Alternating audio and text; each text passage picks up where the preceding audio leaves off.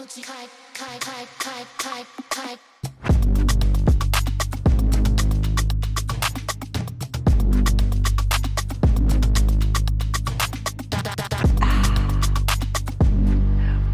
up, party people, and welcome back to another episode of Dance Specific Talk. I am T-zer, your host, and today I'm hosting alone because Sebastian is out on doing some adventures in Cape Verde. So I am so honored and so blessed to have a guest today, and we are talking with no one else than Rotterdam's finest. Sachi Rihal! Oh my gosh, what an introduction. Thank you so much. It's quite exciting to be here. I'm a little nervous, not Well, gonna lie. amen, amen. This is funny because for the people who don't know, Sachi and I have known each other for about maybe 6 years now, Yeah. since I moved to the Netherlands. And since then, have we not only danced a hell of a lot together, we traveled together, we have we have done workshops together Oh and yes. we have performed together. Yes. We We even have created hosted podcast episodes together. we exactly we had the Corso's sounds Sounds from the from the Scythe cipher. Yeah, podcast. And yeah, just in general, we share a lot actually in common when it comes to styles and so on. So I'm just super excited to have you on this podcast. For me personally, I feel like you represent the word resilience in so many aspects, and we're gonna get into that. But first, for the people who don't know you, we're gonna start with like an open question. What is one thing that you learned the hard way, Sachi? oh wow. Boundaries.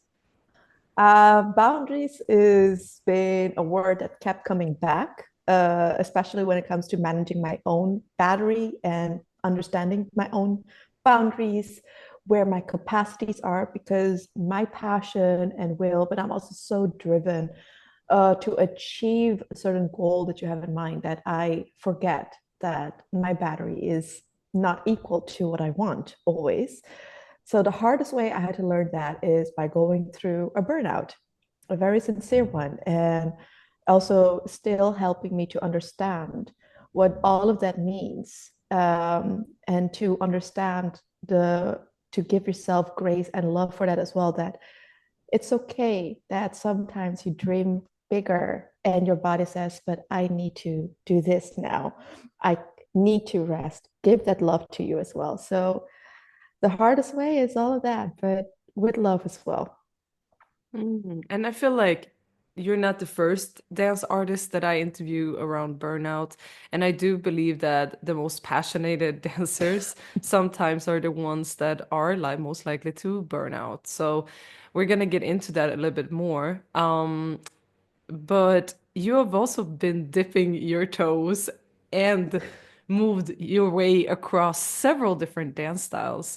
Why Correct. don't you summarize for us kind of the key elements that have built you to the dancer you are today? Maybe like which style you started with, something that made you develop and grow, and kind of where you are today. If you could take us through that journey.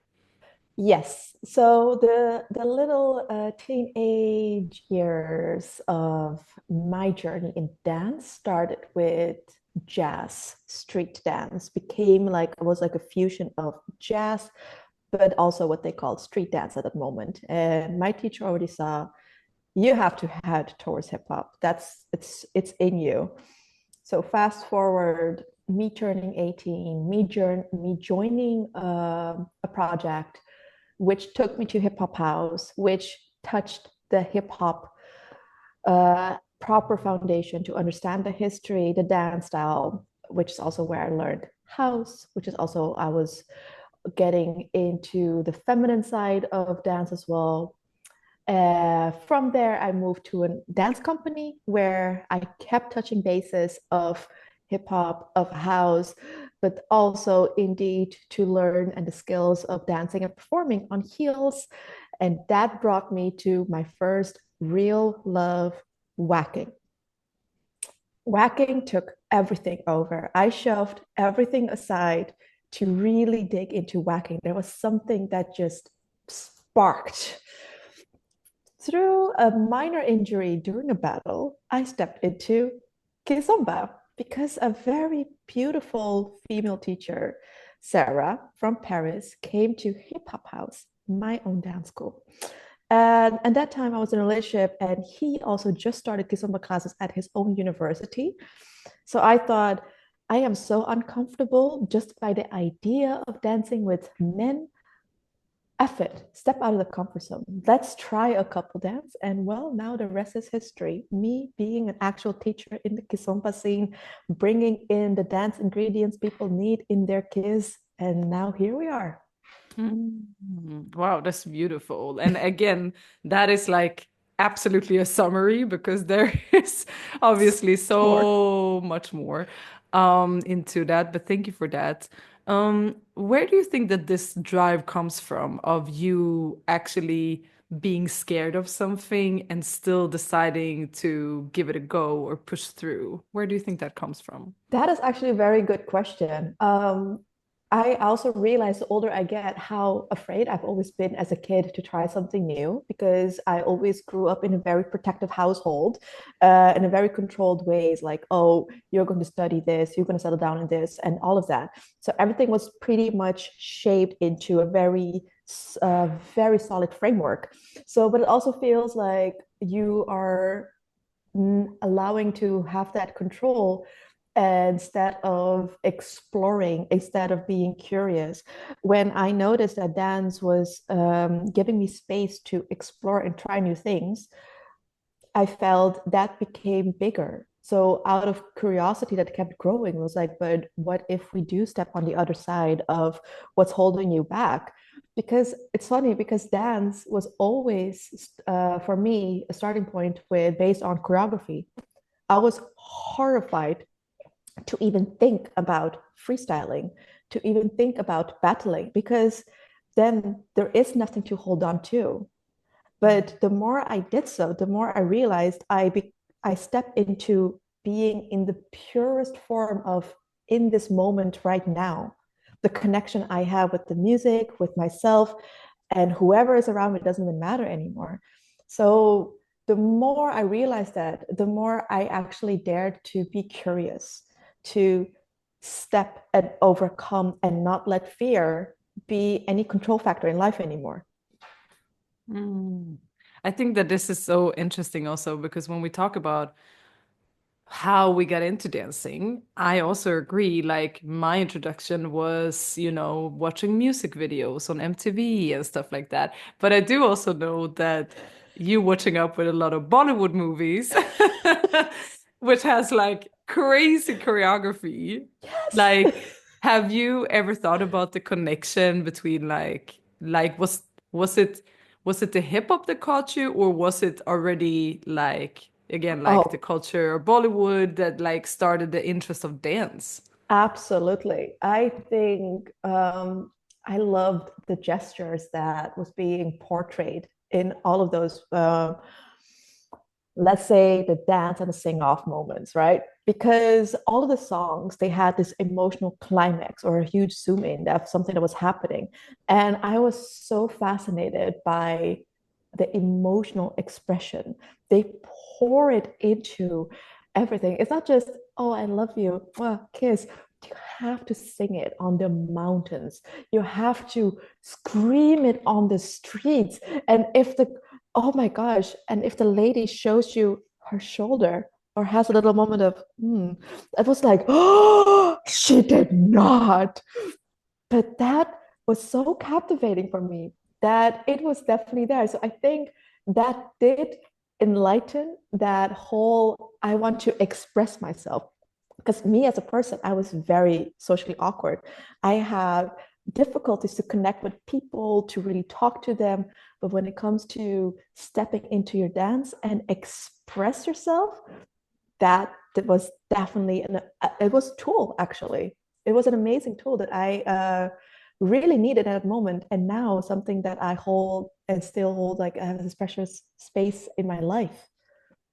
Yeah, because for the people that don't know what you're doing currently, how would you, I mean, you just the last year you have got your booking in Martinique and you have started to do, I mean, we just had an amazing show in November as well with only lady styling, Mm. and I would say pretty groundbreaking if you Oh, ask us. yes. Oh, yes.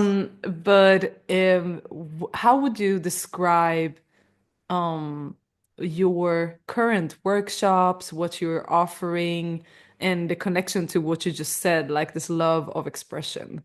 Yes. So I have a very clear tagline is, well, my name is Sachi. I am born in India. I currently live in Rotterdam. I guest teach at the local dance schools such as Elevate Your Kids. I also am a student of Dwayne Gabi, and I'm a student of Jesus and Annie with Meta Kids program because I am still curious and eager to learn myself because I want to be the best possible version of a teacher to bring. My whole vision as a teacher is I'm here to add on the dance ingredients you need in your kids, meaning what do you need to move your body a certain way, or especially when it comes to musicality. On the other side of it is I really help women to step into their feminine energies in their healing processes and also their strength and their empowerment through it. So these are the two lines I'm following right now. One is dedicated for women, and the other is dedicated for those who want to level up their kids through dance ingredients. Because here's the thing, we have this whole community based on leading and following. So that is a very clear framework. One leads, one follows. But what does it mean to actually dance? And that's a question I kept asking over and over again to discover like there is so much more to explore and really give that goes beyond the leading and following, but helps to elevate and create a magical moment every single time you dance as a couple. Mm. Yeah, because I do think that a lot of people are struggling with that. You come into a style like Kizomba and you learn the steps and you actually learn the techniques of following and leading. But where do you say, like, where is the gap between going from there to like the next step of Yeah, expressing yourself? Like, what is it that people are missing there? I think it's actually a lot of layers. I think they're also the capacity that of understanding themselves and also to adapt to a lot of things to it. You can do a step as one, two, three, but what if you prolong the first step to like one, two, three, one, two, three? So even just understanding that you can break movements down into acceleration, slow motions can create with one basic move a whole new intention to it. Or the understanding of musicality, the understanding of musicality that you can even predict songs that you don't even know because you understand the structure of it. Or the understanding of musicality in energies that you know how to adapt to slower or faster songs without feeling like you're stressing out or slowing down in every single thing that you have to do. Or the fact that you are couple dancing with specific sets of movements, but you can still give an emotional layer to it and awareness of, oh, you have a whole body. How do you activate your entire body and the sense of being in that moment with that person? Because I can dance with you now, T, and who you are now will be different tomorrow. Mm. So, how can I be curious to wanting to connect with you as my dance partner in that moment? So all of these layers are the things that I've discovered so far that I feel this is the gap that dancers in couple dance can have a lot of space to grow and evolve in. Mm. Yeah, I think that this is so interesting. Sometimes I believe that we are kind of like the like professors within a like it could be studying the space, right? And Mhm. we are just what you're saying, so far I have discovered this and this and this, and I'm sharing my scientific research on these things that I have discovered because Yeah, the universe is infinite, right? Like we don't it is. know, we cannot know everything about energy, connection, musicality, but what we know so far, it's such a beautiful thing to be able to share that freely and just be like, hey, this helped me, Mm, and I wanted to help you to grow. mm, Um, can you describe a little bit why you decided to become a teacher? Because there's a version, a parallel dimension where you could have just kept on dancing true. and never stepped into a teacher role. So why did you decide to actually, yeah, start teaching on your own? Yeah, it's funny because that was actually never a decision. It is something that happened naturally already before I stepped into the Kizomba scene, to be very honest. And it's because we come from the hip hop scene as well, both of us. We have a certain philosophies and certain visions, but also ideas that and ideals that gets passed on. And one of them is each one teach one. So we come, that means that, well, there are a lot of styles of dance that was not developed an academical way, but that is passed on from generation to generation. So the peers that you have coming from the hip hop scene is literally based on who they have learning from or be actually one of the pioneers that set up something new and having the students to pass on to, but they also have the expectations that these students will become co-responsible to pass it on to the next generation. And I remember that one of those, a couple of these peers were already talking to me like, you have this skill that is rare, and that is you captivate an entire space without trying hard. Even when you step up on a scene, even when you grab the mic, as something to say, even when you explain something in class, there is something that captivates. So they were pushing me like, I want you to lead this part of the class. I want you to do this warming up. I want you to, you know what, this is a project. You got this. You take the lead of the group for this show. So I was already flowing into it before it was ever a decision. So it's funny because that decision never happened. Teaching just rolled out. What I do know when I am in front of the class, and sometimes I opt to use a more holistic approach. I feel that people really open up to you, also have this emotion, like really come out and wanting to open up. It feels precious. It feels so valuable. And always trying to give the space to keep it safe as well, where you feel like it's okay to step in and wanting to learn, even if that means with trials and errors, because people are so afraid to make mistakes. And I want to like take that away and step into the whole learning process and accept it as a whole. So even if it's me being that professor who actually has her own board or comes in with paperwork to really show you some framing, like, guys, this is song structure.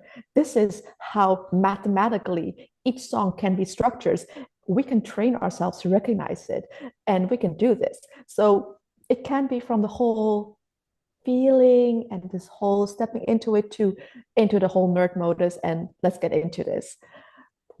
I love it. It sparks a whole fire inside of me that I do not want to take down ever. Mm. I like that. I mean, I've been in a few classes of yours, and it's not unusual that people cry. Like, it has happened a few times, and you really don't seem like stressed about that at all. Yeah. So, what are some of your ways of coping with that? I mean, you have obviously created a safe space. People are now trying something that is maybe a bit out of their comfort zone, and suddenly, boom, they have a flow of emotions or like a realization that makes them vulnerable in the moment. How do you deal with that as a teacher? Yeah, that's a very beautiful question. Because that's also something I never thought of. I think one of the most natural answers coming to me is I am very empathic towards people, and I'm also a very emotional person myself. To be a teacher in my culture is an honor you receive because if the students are not there, then you don't have the title. Teacher is not something I can claim, it's a given. Guru is not a self proclaimed title, it is a given title as an honor of students that approach you. So that already humbles me because I have people in front of me that want to learn from me.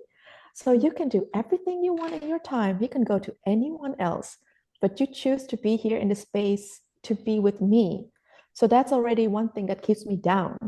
Another thing is, I am here to give you something that you need. So that means a part of me has to become a vessel. I have to be open to receive.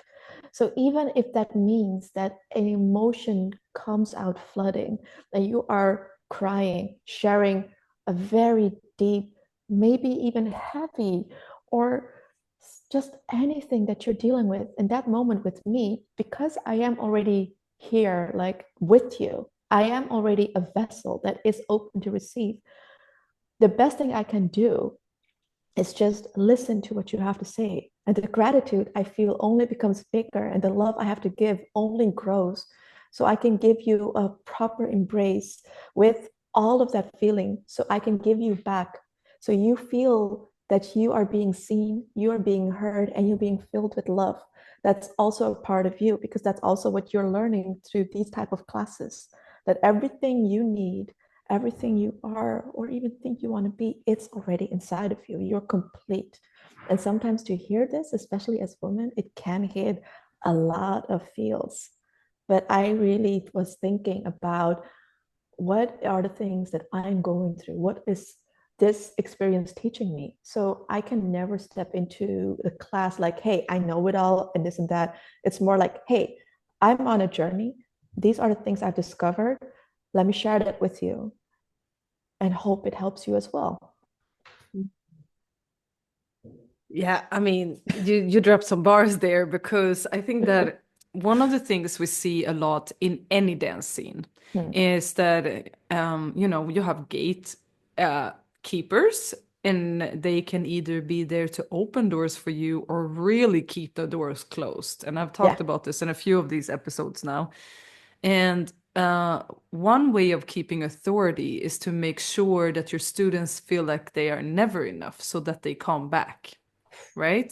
Yeah. And we have seen that a lot Yeah. because also in hip hop, even though we Yeah. have each one teach one, you also have ego in, Yeah. and that exists in across the board, any dance style. I think you can find these type of teachers, men and women, that will make sure you feel like you don't know nothing Mm-hmm. and that you are never going to get there, or that you are completely dependent on this teacher if you're going to get there.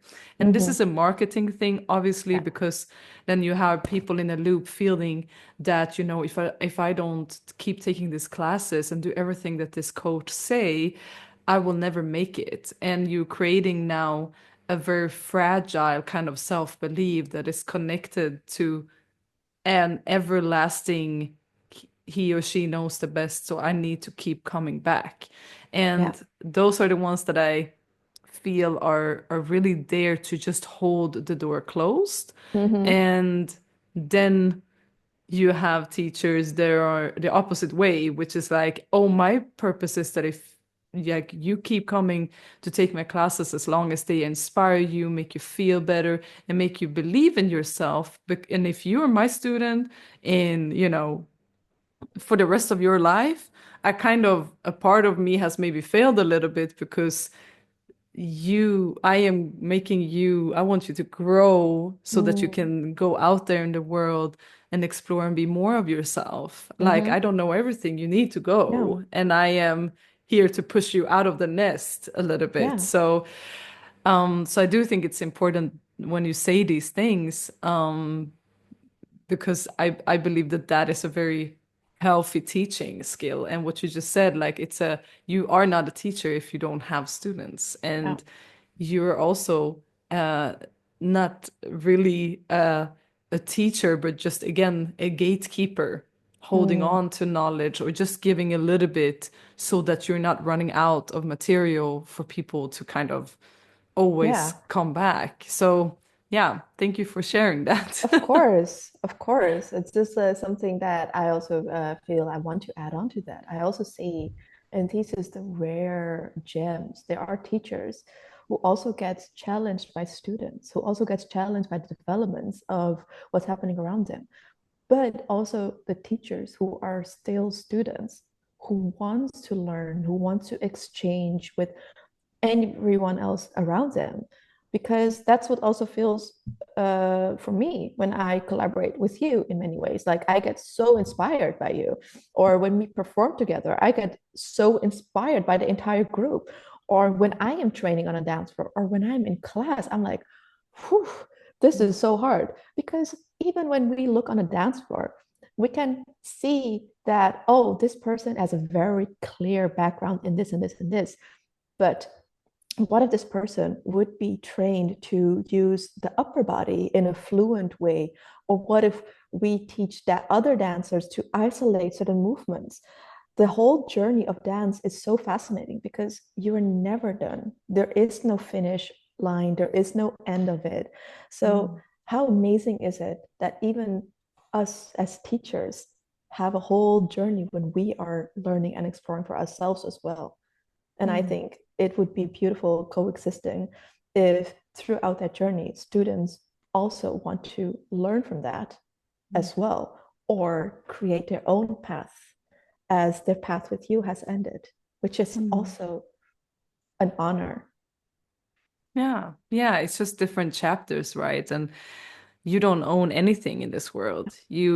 Nothing is yours. It's yours to keep for a bit, or it's yours to borrow, and then Mm-hmm. you need to let it go, you know? Mm-hmm. So, yeah, I really like that. It's an honor to be a teacher. It really resonates with me. Um, we have obviously also done a lot of other things for the community rather than just teaching, right? Yes. So there is event organization, there is obviously like the podcast and making sure we highlight people within the scene, or yeah, Mm-hmm. just making sure people get their spotlight. But you are also on top of all of this working with something else that a lot of people don't know, and that is that you actually work in institutions like theaters, like foundations and stichtings and all of this. Can you talk a little bit about your, you know, My office job. your other side, because it's Yes, connected to dance, it but is, in another as you can way. see. Yeah, there's a little dancing, painting in the Image. background in the office Yes. here. So please talk to us a little bit about what is the daytime Sachi doing when we don't see her glittering around at the nighttime. Yes. So dance is something always connected to me throughout my life, whether it was me studying and dance, whether it was me working and dance, life and dance. It's never been separated. So I was freshly graduated, and someone just dropped my name in one of the bigger theaters and production houses of the Netherlands, without ever having to actually have a job interview. They just wanted to meet me for a cup of coffee and hired me on the spot because I had an understanding of the dance communities of the time that was stepping into the theater scene. And that's how my career started. I am a communication marketing specialist. I work with artists in residence who, in this current position, enter this beautiful setting where we have at least 3 studios so they can do their research, they will have the residencies, they can even create productions that goes on national tours. And all of these levels need and require a level of guidance and also communication to the external parties, because you coming in, stepping into as an upcoming maker has a very different position than already an associate who already has a very clear signature, very clear style, a very clear understanding, who wants to go on a national tour. So I work with all of these levels and create plans and run projects, run campaigns, either based on region or on national levels. So that's what I do. I translate your job, turn it into visualization, help you with the text writing, but also to just sit on a table and just talk with you and give you whatever resource you need coming from marketing communication, but also publicity, PR, connection with the press, and how do we release this story. And it's very exciting Mm. because it's also very beautiful that me coming with a whole background as an active dancer and teacher myself help you on a more corporate level and get actually the sales on. So that's what I do. That's amazing. And where are you currently at? Tell me a little bit about the place you're sitting in right now and kind of your role over there. Absolutely. So right now I am located at the most beautiful city of the world called Rotterdam. I'm at the west side. I'm very Everyone in proud. Amsterdam is like, wait a second. Okay, what? I listen. Ain't no beef. We ain't got no beef. It's just that my personal heart, my love, everything is in Rotterdam. At the Mm. moment I already stepped here as a student in my early 20s, this city just had something for me. I personally have a connection with it. Obviously, every city has its beauties, has its strength, but there is something about Rotterdam that kept calling my name. So I am just so excited and like over it with love to even say I moved here finally back a few years ago, as you may have known. Hmm. So now, because of the move, I also felt I had to transition my job to Rotterdam because my network is huge here. I have a greater understanding. So that's what brought me to dance ateliers, which is a place for dance and it's a development. We have our weekly Monday movement classes for only €5, and it's always sold out because people just want to come in and move. This is also when they get introduction to our makers. Our makers are our artists in residency, and they can vary from level, they can vary from the duration of their working with here. We also have 4 associates that we work with, and they stay with us for at least 4 years. It can be longer because we also had amazing associate that stayed with us over a decade. Can you imagine? One associate for over a decade.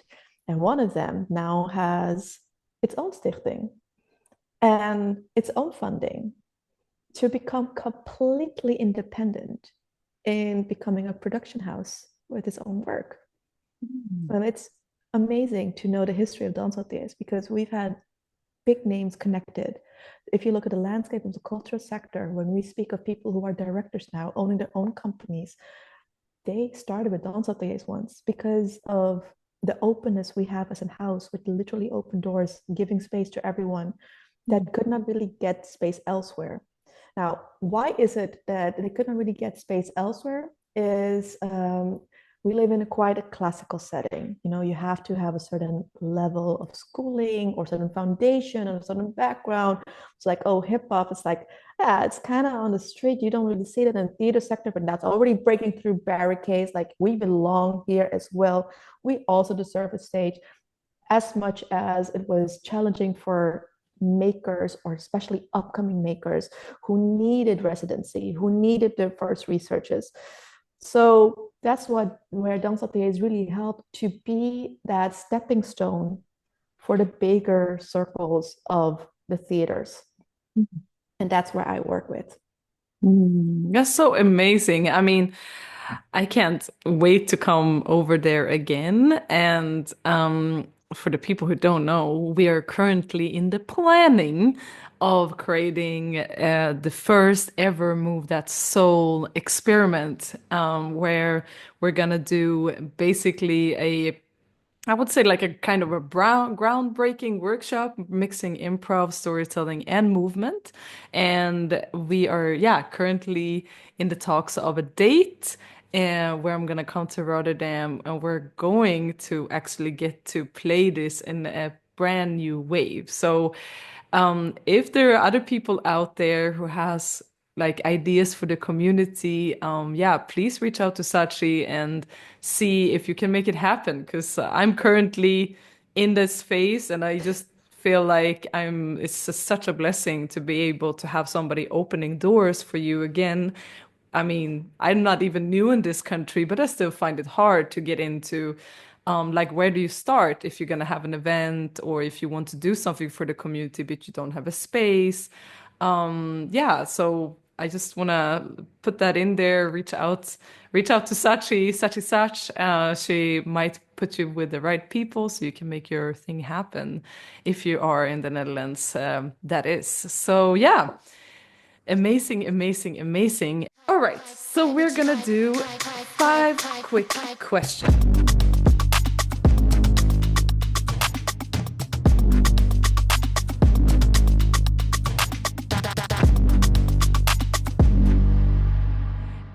So it might be a yes or no question, or it might be something you have to answer. A quick Mhm. one, maximum and one sentence. Okay? Okay. Yes. Okay. So if you get dressed for a party, do you start with shoes, bottom, or top? In what order do you start dressing? Top, bottom, shoes, head to toe. Head to toe. Okay. If you gonna start to do a choreography, do you start with an idea of a message and then find a song? Or do you start with the music and then create the message or a story? The music. The music. The music Okay. creates a message for me. Yeah. Hmm. Okay. When you find yourself facing a creative block, what is Hmm. one thing you do to overcome that? Do something else. Do something else. Yeah. Okay. Um, One of my most favorite memories within my dance career has been. My first visit to Martinique. And I'm going back Ooh, in April this year. yay! Yes. Awesome. Awesome. What's the name of the festival? On fait 10 danser. Shout out to the organizer of this festival. Shout out to Know With Me. Yes. Okay. And in your opinion, life should be about Love. love. Okay. Absolutely. And um, one of the most important things I have learned is To give grace to myself. boom. Nice. Okay. I love this. We should do this more often. Oh, So, since shit. we are on the question game, we're going to also try a little bit of a move that's Pop, so pop, pop, pop, pop, pop, pop, pop. pop. For the people who don't know, Move That Soul is a game for dancers created by dancers for dancers, and especially for the dancers who dare to dig a little bit deeper. Mm. And I'm gonna shuffle, and I'm gonna give Sachi a random question from the ask pile. Okay, Sachi, you getting it? I Yeah. am so, I love this. Yes, let's go. For people who don't know, Sachi has also been my dancer in many of the showcase of this game, so she's not a newbie. Okay, describe a time when you exceeded your own expectations and what motivated you. You were there. Olympiads. Mm. Olympiads. That was 2023, I believe. And for people who don't know what Olympiads is, That is the biggest competition of the Kizomba scene annually. And this was the first edition after COVID. And it was the second time they opened the category solo styling. And I was so inspired by seeing the first time how that went down. I wanted to step up and represent. I have never competed in something like this before. Olympiads is something that's so big. It seemed like, oh, you don't just step into Olympiads. It's like, you step into the arena.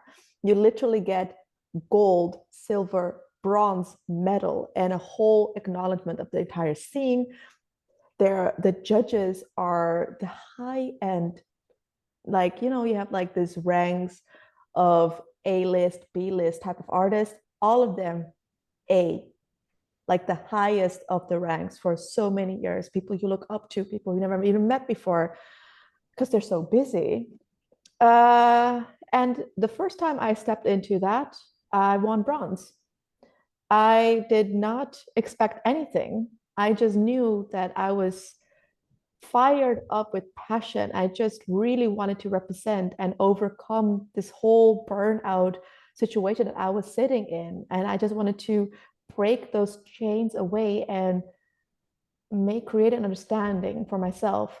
If you can fight these battles that's just going on inside of your body, you can deal with anything that life throws at you. So that was the biggest moment, highlight, still very emotional, and the most support receiving situation I ever put myself in. And it was the best, the best. Yeah, for people who don't know, it's like it requires a lot. You have no idea what music you're gonna dance on, and not only do you have to prove yourself in a pre-selection where you do a solo towards the judges, but then you also have to literally battle another person, Yeah. and you go in rounds of like quarterfinals and semifinals, and then yeah, finally Finals. finals. So it's a huge thing, and it's a lot of pressure. Because you are having the best dancers in the scene judging you. And on top of that, like the entire Paris community, which is basically the birthplace of Urban Kiss, watching what's happening. So I need to ask you another question. Will you ever compete again? I actually did compete again. Last summer, I stepped back into the whole competition feeling. Um, and I can really understand, okay, it can be very demanding. It can require a lot from you. It depends also on the competition. It depends if you're doing solo or together. However, it really is the biggest moment where you connect with yourself. You see Mm. yourself in the rawest shape ever. And I think it's very healthy to step into that and deal with who you really are and what you really are feeling, and really connect with the sources that are outside, with the music, with the judges, with the audience. I would love to step into that journey, because I think it's also very beautiful how Dwayne kept describing. It's not even just about the outcome, about the battle, but it's the whole journey towards it. You learn so much throughout the training, the preparation, both physical and mental. He says, just for that experience alone, everyone should step into a competition. If I would feel any need or call that I want to do it again, I absolutely would, just for that Mm. experience and go through that journey again. Mm. Just I to just test. Yeah, hair flick. flick Hair on the flick. I hand. love that. I love that. Let's see what 2025 brings. Let's see. Mm-mm. Mm. Okay. Um, I got a little question here for myself, which was, when was the last time you were nervous? And funny enough, I think that I've been like quote unquote nervous a little bit every day this year because I feel like it's the year of new events, new possibilities, new ideas, and it is always a nervous feeling to do something new because you are now altering a little bit of like your safe zone Mm-hmm. into something else. So when I come up with ideas that makes me excited, I also Mm. get nervous because I'm thinking, oh my God, in Swedish we say, have I taken too much water over my head? But it Oof. basically like, is this too big? Is this too out there? Is this too Mm. different from what I usually do? And in that, of course, comes the fear of judgment, right, from others Mm-hmm. of like, who does she think she is? And you get the imposter Mm, syndrome and all of that. But mm. nevertheless, I must say that I'm going to join you in that it's almost like stepping into a battle. It's Yeah, that feeling of it's unknown. You have yeah. no idea how it's going to go. And all Mm, you can do is prepare and be mm. grateful for the journey. And no matter what the outcome is, you challenged yourself. You did Yes, something and you yes, grew on that journey. yes. Yeah. Yeah. Thank Good, healthy you. nerves. Let's go. What? Go. So, do you want to share anything about what's coming up for you this year, this Wow. spring? If people kind of like want Yeah. to maybe see you in real life, where can people find you? Like, share with us what's the spring 2025 looking Oh like? gosh, yes. So first of all, it's been great years of me learning and developing in so many ways.